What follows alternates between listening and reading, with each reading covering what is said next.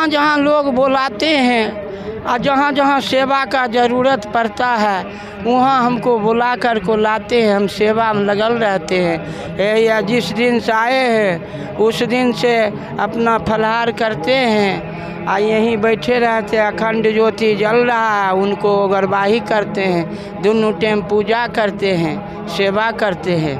और उधर भंडारा का काम होता है, उसमें ध्यान रखते हैं, संत ब्राह्मण का सेवा, बस यही काम है। के डेट में ऐसा कोई बाबा हमको तो नज़र नहीं आए हैं। इनको जो भी दुनिया अभी भी इतना वस्त्र देख रहे हैं और ये भी वस्त्र नहीं रखते हैं, अपने धाम में रहते हैं तो सिर्फ नगौटे में। अगर हम ये वस्त्र इनको दे दिए हैं तो कल किसी को दे देंगे। ये अपने देह पर अभी तो जग हो रहा है इसलिए उतना को मार्किन हुई या मलमल जो भी है देह पर रखे हैं, इसलिए इनको तो हम लोग कहते हैं निरंकारी बाबा। आप देख रहे हैं बेगूसराय खबर, हम हैं सौरभ कुमार। अभी हम बरौनी में आए हुए हैं जहां पे यह बहुत बड़ा यज्ञ हो रहा है। यह श्री श्री 1008 श्री महाविष्णु यज्ञ सह श्री राम कथा यहाँ बहुत ही बड़े हर्षोल्लास के साथ यहाँ पे ग्रामीणों के द्वारा बहुत ही उत्साह के साथ यज्ञ का आयोजन किया जा रहा है। जब आप प्रथम द्वार पे प्रथम गेट पे घुसेंगे तो सबसे पहले वीर बजरंग वाली जो संकट मोचन के आपके दर्शन होते हुए, भगवान के आने को दर्शन करते हुए आप एक विष्णु भगवान को दर्शन करते हुए आप आगे बढ़ते आएंगे।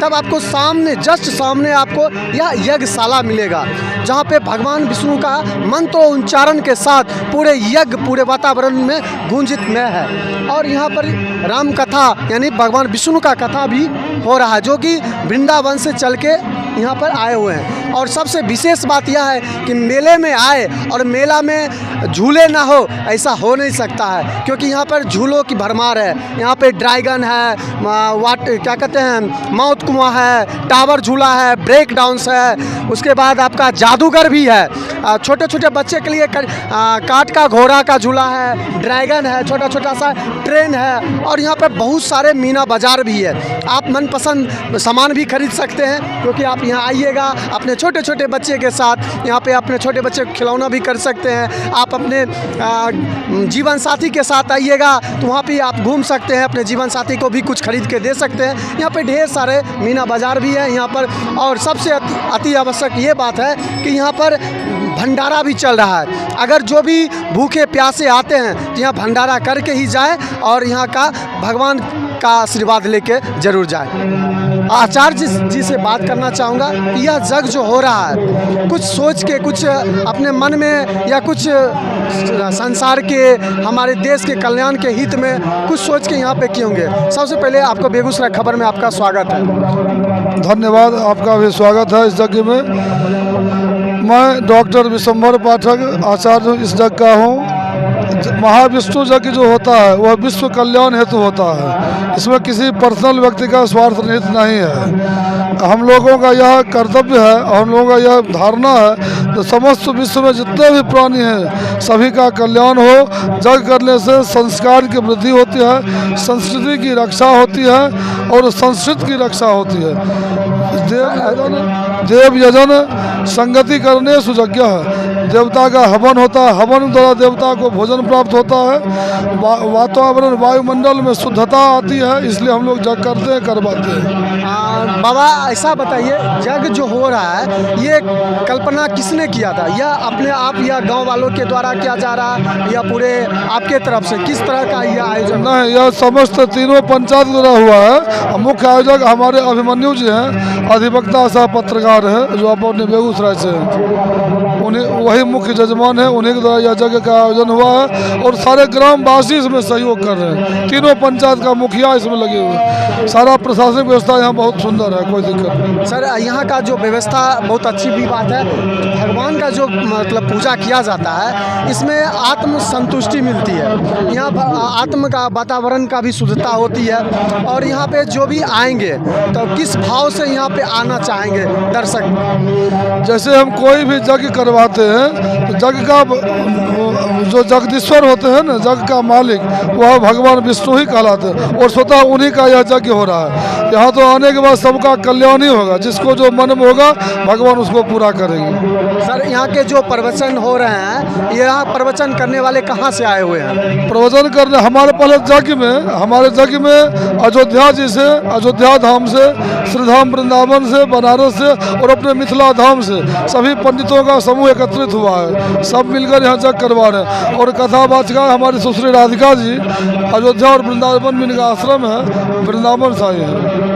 बहुत बहुत धन्यवाद सर। यहाँ पे जो हम लोग आते हैं, यहाँ की जो व्यवस्था है, यहाँ पे हर सुचारू रूप से अच्छा होगा सर? हाँ, यहाँ बिजली की व्यवस्था अच्छी है, पानी की व्यवस्था है, शौचालय की व्यवस्था है। अनेकों साधु संत आते हैं जाते हैं, उनके रहने की सहने की व्यवस्था है। यहाँ 24 घंटा भंडारा चलते रहता है।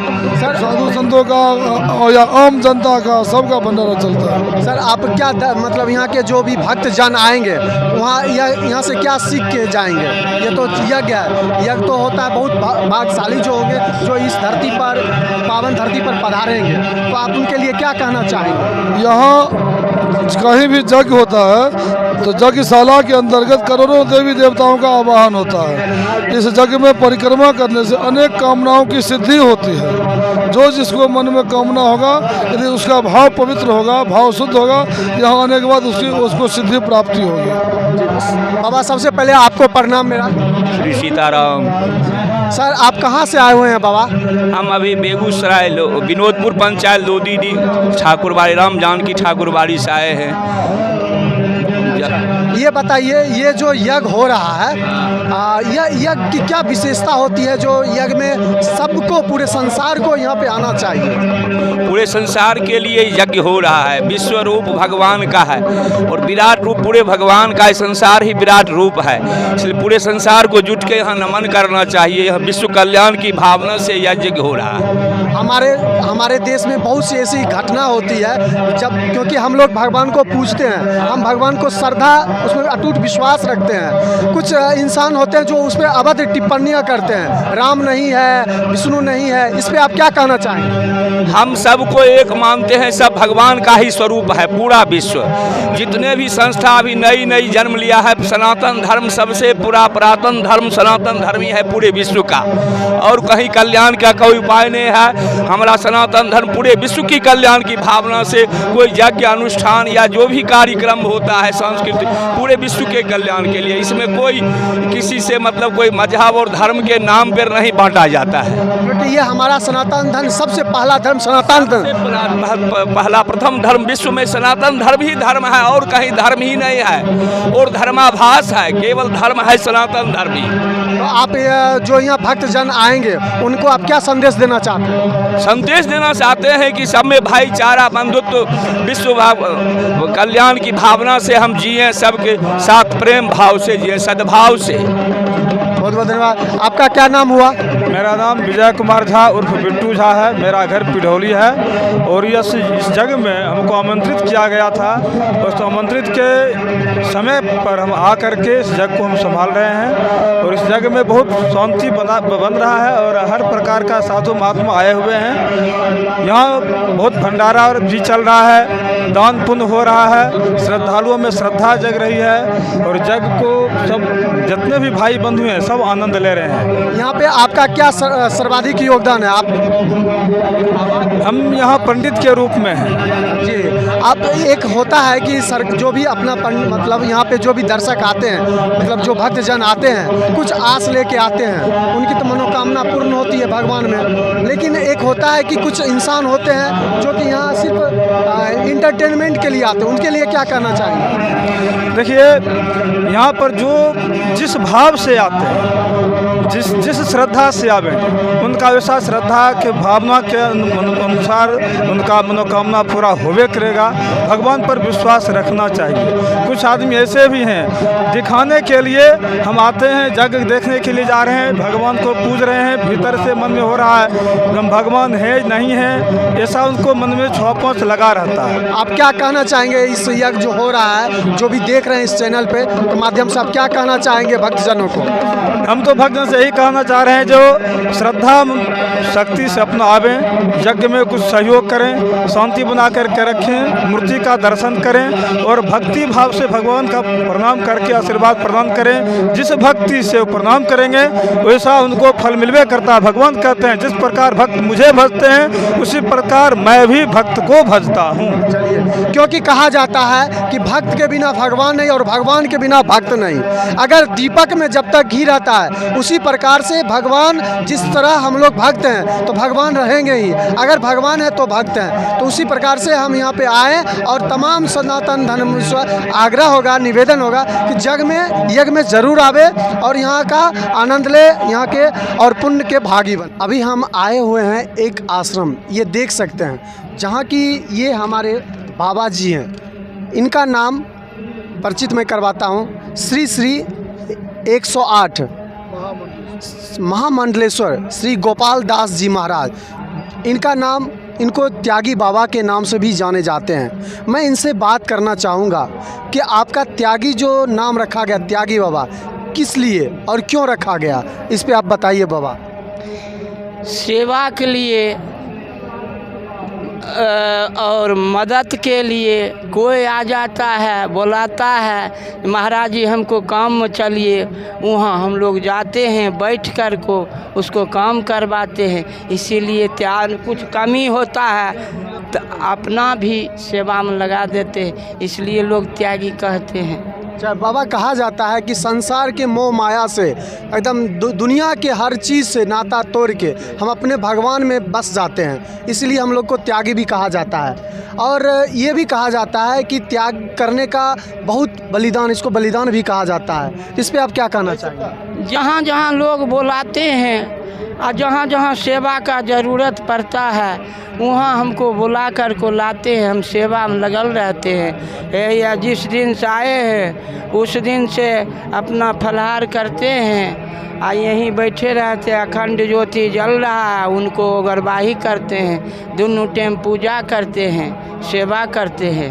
और उधर भंडारा का काम होता है, उसमें ध्यान रखते हैं, संत ब्राह्मण का सेवा, बस यही काम है। तो ये जो यज्ञ हो रहा है, ये यज्ञ से क्या संदेश जाता है हमारे पूरे विश्व में, पूरे दुनिया में? उसका कल्याण के लिए हम लोग सेवा में लगे हुए हैं जी। तो और कुछ अपने तरफ से भक्तजनों को कुछ आशीर्वाद के रूप में कुछ दो वचन कह दीजिए। सब आशीर्वाद है, जय जयकार रहे, यज्ञ हो और सब जय जयकार रहे, विश्व का आदमी जय जयकार रहे, बस यही बात है। ये हमारे बाबा जो त्यागी बाबा हैं, इनका कहना है कि पूरे विश्व का कल्याण के लिए यज्ञ होता है, पूरे वातावरण को स्वच्छ करने के लिए यज्ञ होता है। क्योंकि भगवान का जितना नाम उच्चारण किया जाए वो शुद्धता वहाँ पे पाई जाती है। क्योंकि पूरे ब्रह्मांड में ये कहा जाता है कि ब्रह्मांड तो बहुत है, लेकिन ये पृथ्वी जो ऐसा है कि हर इंसान को यहीं हर मोक्ष प्राप्ति होती है, चाहे जो भी हो, हर का कर्म का फल यहीं भोगना पड़ता है। तो हम लोग ये बाबा का कहना ये हुआ कि